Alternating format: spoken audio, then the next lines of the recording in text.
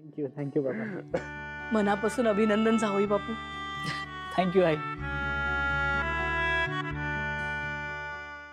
विणा, देवापुढे साखर ठेव. एक मिनिट आई.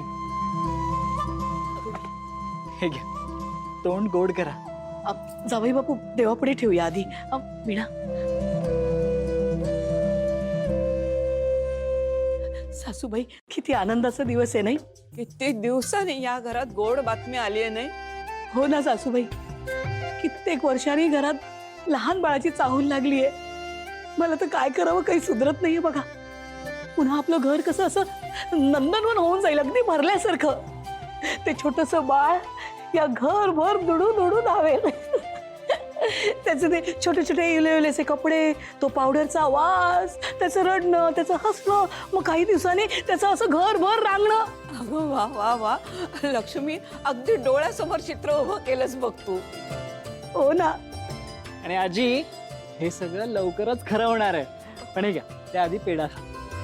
खाणारच आहे, पण एक नाही 2 पेढे खाणार आहे. अहो अगं बाई 2? आजी, अहो तुमची साखर नाही का वाढणार? नाही नाही, काही नाही. आज खरंच खूप आनंदाचा दिवस आहे. काही होणार नाही, खा तुम्ही. हे घ्या. थांब, हे घे.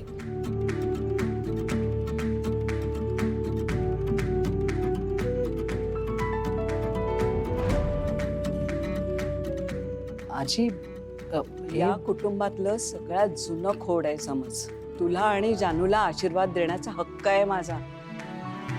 नाही म्हणू नकोस, नाहीतर तुझ्या बाळाच्या आधी मी तुझा कान धरेन. होय जाऊया बापू. थँक्यू आजी.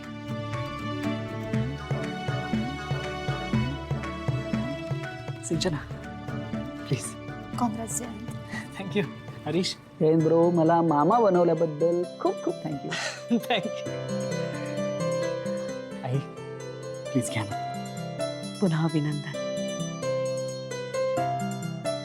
सुखी राहा. दादा, घ्या ना. तोंड गोड करा. अभिनंदन जयंत. पण मी काय विचारतो, ते बाळंतपणाला जानू इकडे आमच्याकडे येणार आहे का? नाही, काय आहे, सध्या इकडची सगळी गणितं बदलली आहेत ना, म्हणून विचारलं. उगाच त्रास नको.